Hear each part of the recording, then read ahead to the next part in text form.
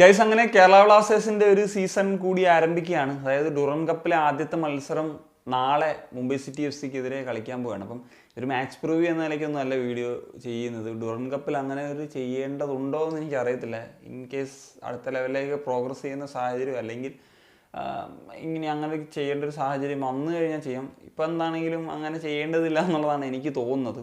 അതിനുള്ള റീസൺ എന്ന് വെച്ച് കഴിഞ്ഞപ്പം ഒരു എന്താണെന്ന് പറഞ്ഞാൽ ഇതൊരു പ്രീ സീസൺ ടൂർണമെൻറ്റ് എന്ന നിലയ്ക്ക് തന്നെയാണ് നമുക്ക് കാണേണ്ടത്. നമ്മുടെ ഗ്രൂപ്പിലുള്ള ടീമുകൾ എന്ന് പറയുന്നത് Mumbai city F C, Punjab F C, CASF എന്നിവരാണ്. ഇതിൽ മുംബൈ സിറ്റി എഫ് സി അവരുടെ റിസർവ് ടീമിനെയാണ് അയച്ചിരിക്കുന്നത്. അവർക്കെതിരെയാണ് നമ്മൾ ആദ്യമായിട്ട് നാളെ കളിക്കാൻ പോകുന്നത്. അതുപോലെ പഞ്ചാബ് എഫ് സി അവരിപ്പമാണ് ഒരു ക്യാമ്പൊക്കെ തുടങ്ങിയിട്ടേ ഉള്ളൂ. അതുപോലെ അവരുടെ 2 ഫോറിനേഴ്സൊക്കെ മാത്രമേ ജോയിൻ ചെയ്തിട്ടുള്ളൂ എന്നുള്ളൊരു സാഹചര്യമാണ് ഉള്ളത്. പിന്നെ CASF എന്ന് പറയുന്നത് ഡിപ്പാർട്ട്മെൻറ്റ് സൈഡാണ് എന്നുള്ളതാണ് നമുക്ക് പറയേണ്ടത്. എന്താണെങ്കിലും ഈ ഒരു സ്ക്വാഡിലേക്ക് വരുന്നൊരു സമയത്ത് സ്ക്വാഡിൻ്റെ ഒരു പ്രഖ്യാപനം ഇപ്പോഴാണ് വന്നിട്ടുള്ളത്. ഇതിൽ സച്ചിൻ സുരേഷും അലക്സാണ്ടർ കോയിഫ് എന്നിവർ ഉൾപ്പെടുത്തിയിട്ടുണ്ട് എന്നുള്ളതാണ്. സച്ചിൻ സുരേഷ് നമുക്കറിയാമല്ലോ, നമ്മുടെ കഴിഞ്ഞ സീസണിലെ ഫസ്റ്റ് ചോയ്സ് ഗോൾ കീപ്പറാണ്. അദ്ദേഹം ഇഞ്ചോർഡ് ആയിട്ടൊക്കെ ഇരിക്കുകയാണ്. പ്രീ സീസണായിട്ട് അദ്ദേഹം തായ്ലൻഡിലൊന്നും പോയിരുന്നില്ല. എന്നാൽ കൊൽക്കത്തയെ ജോയിൻ ചെയ്യുന്നുള്ള വാർത്തകളൊക്കെ ലഭിച്ചിരുന്നു. സോഫാർ അദ്ദേഹം ട്രെയിൻ ചെയ്തിട്ടുള്ള വിവരങ്ങളൊന്നും ഇല്ല. എനിക്കറിയത്തില്ല, ഡുറൻ കപ്പിൽ കളിക്കാനുള്ള സാധ്യത ചിലപ്പോൾ കുറവായിരിക്കും എന്നുള്ളതാണ് എനിക്ക് പേഴ്സണലി തോന്നുന്നത്. സോ കൊയ്ഫിനെ സംബന്ധിച്ചിടത്തോളം അദ്ദേഹം കുറച്ചാകും ജോയിൻ ചെയ്യാനെന്നുള്ള കാര്യങ്ങളൊക്കെ ആയിരുന്നു പറഞ്ഞിരുന്നത്. എന്താണെങ്കിലും ഒരു കൊൽക്കത്തയിൽ തന്നെ അദ്ദേഹം ജോയിൻ ചെയ്യും എന്നുള്ളത് തന്നെയാണ് ഞാൻ എക്സ്പെക്റ്റ് ചെയ്യുന്നത്. ഡുറൻ കപ്പിൽ കളിക്കുമോ എന്നുള്ളത് നമുക്കത് പിന്നീട് ചിന്തിക്കേണ്ട കാര്യമാണ്. ഇനി ഈ ഒരു സ്ക്വാഡ് ഞാൻ അങ്ങനെ വിശകലനം ചെയ്ത് പറയുന്നത് നമുക്കറിയാവുന്ന ഒരു സ്ക്വാഡ് തന്നെയാണ്. നിങ്ങൾ നോക്കുമ്പോഴത്തേക്കും മനസ്സിലാവും. ഇതിൽ ഒരു മേജർ മിസ്സിങ് ആയിട്ട് എനിക്ക് തോന്നുന്നത് പ്രബീർ ദാസ് ആണ്. സോ പ്രബീർ ദാസ് എവിടെ എന്നുള്ളൊരു ചോദ്യമാണുള്ളത്. ഇഞ്ചുറി അങ്ങനെയുള്ള കാര്യങ്ങളൊന്നും ഞാനിതുവരെ അറിഞ്ഞിട്ടില്ല. പ്രത്യേകിച്ച് നമ്മൾ റൈറ്റ് ബാക്ക് പൊസിഷനിലെ ബ്ലാസ്റ്റേഴ്സിൻ്റെ ഒരു പ്രശ്നത്തെ പറ്റിയൊക്കെ സംസാരിച്ചാണ്.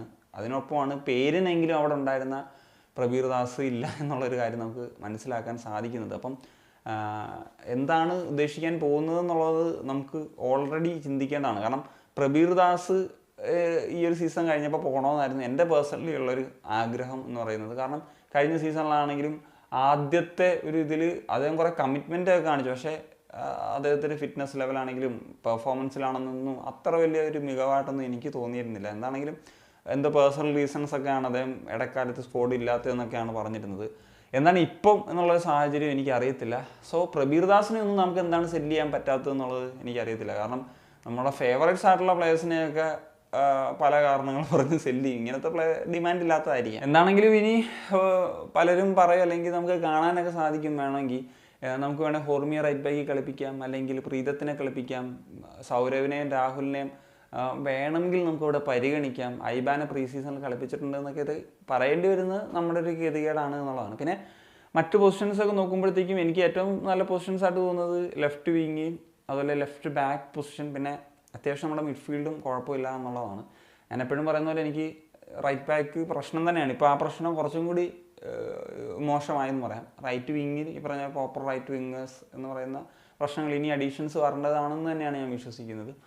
പിന്നെ സെൻറ്റർ ഫോർവേഡ്, അവിടെ ഒരു മെയിൻ സ്ട്രൈക്കർ വരും എന്ന് പ്രതീക്ഷിക്കുന്നു. പക്ഷേ ഡുറൻ കപ്പിൽ ആ ഒരു പ്ലെയർ ഇല്ല എന്നുള്ളതാണ്.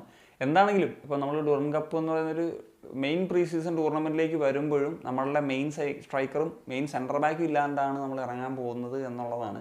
എന്താണെങ്കിലും സീസണിൻ്റെ ആദ്യഘട്ടത്തിലൊക്കെ നമുക്ക് തന്നെ പറയേണ്ടി വരും എന്നാണ് എനിക്ക് തോന്നുന്നത്. കാരണം നമ്മൾ 2-3 സീസണുകളായിട്ട് പറയുന്നൊരു കാര്യമാണല്ലോ, നമ്മുടെ പ്ലേയേഴ്സ് വന്നതേ ഉള്ളൂ, അവർക്ക് സെറ്റാകാൻ സമയമെടുക്കും. സെറ്റാകാൻ സമയമെടുക്കുമ്പോൾ പകുതി സീസണാകുമ്പോൾ മറ്റു പ്രതിസന്ധികൾ വരും. ആ പ്രതിസന്ധികൾ നമ്മൾ നികത്താൻ ജനുവരിയിൽ നമ്മൾ മേലോട്ട് നോക്കിയിരിക്കും. ഇത് പറയേണ്ടി വരുന്നതെന്ന് പറഞ്ഞു കഴിഞ്ഞാൽ വിഷമം കൊണ്ടാണ് കേട്ടോ. കാരണം ഈ സീസണെങ്കിലും നന്നാവട്ടെ എന്ന് ആഗ്രഹിക്കുകയാണ്. എപ്പോഴും പറയുന്നല്ലോ ഹോപ്പ് എന്നൊക്കെ പറഞ്ഞിട്ട് എന്താ പറയുക, അവസാനം അവസ്ഥകൾ മോശമാണ്. ഇതൊക്കെ വിഷമം കൊണ്ടാണ് പറയുന്നത്. സോ നെഗറ്റീവ് അടിക്കുകയല്ല. കാരണം എങ്ങനെ നെഗറ്റീവ് അടിക്കാതിരിക്കും. നമ്മൾ പ്രീവിയസ്ലി ആറ്റിറ്റ്യൂഡ് ടുവേർഡ്സ് എന്താ പറയുക പല ടൂർണമെൻറ്റ്സിലൊക്കെ കണ്ടാണ്. പിന്നെ ഡുറൻ കപ്പ് ഇപ്പോഴാണെങ്കിൽ അവർ സീരിയസ് ആയിട്ട് എടുക്കുമെന്നുള്ളതാണ് പുതിയ കോച്ച് ആയിട്ടുള്ള മിഗാൽ സ്റ്റാറെ പറഞ്ഞിട്ടുള്ളത്. അത് നമുക്ക് വെയിറ്റ് ആൻഡ് സീ. സോ നമുക്ക് എന്താണെങ്കിലും പറഞ്ഞ പോലെ ഷീൽഡോ അല്ലെങ്കിൽ ISL ട്രോഫിയോ സൂപ്പർ കപ്പോ ഇതെല്ലാം സീരിയസ് ആയിട്ട് എടുക്കണം.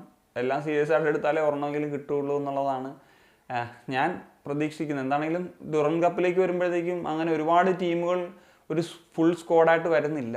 സോ നമ്മുടെ ടീമൊക്കെയാണ് അത്യാവശ്യമെങ്കിലും ഒരു ഫുൾ സ്ക്വാഡ് എന്ന നിലയിൽ വരുന്നത്. ബാക്കി പലരും റിസർവ് ടീമാണ്, ചിലത് ഇന്ത്യൻ സ്ക്വാഡിനെയാണ് അയച്ചിരിക്കുന്നത്. അങ്ങനെയൊക്കെയുള്ള കാര്യങ്ങളുണ്ട്.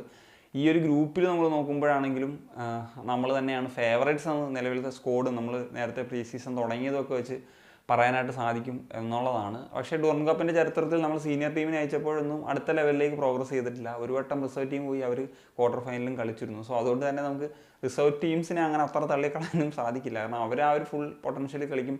നമ്മുടെ പ്ലേയേഴ്സ് ആകുമ്പോഴത്തേക്കും കുറച്ചിപ്പം പറയാൻ പറ്റില്ല, ഇപ്പം പ്രീ സീസൺ ആയതുകൊണ്ട് ആ ഇഞ്ചുറി പ്രിവെൻറ്റ് ചെയ്ത് അങ്ങനത്തെ രീതിയിലൊക്കെ കളിക്കാനുള്ള സാധ്യതകളുണ്ട്. സോ നമുക്ക് വെയിറ്റ് ആൻഡ് സീ എന്നുള്ളതാണ് പറയാനുള്ളത്. നിങ്ങളുടെ ഒപ്പീനിയൻസ് ഉറപ്പായിട്ടും കമ്പോസ് ചെയ്ത് കാണിക്കാൻ സനിയ.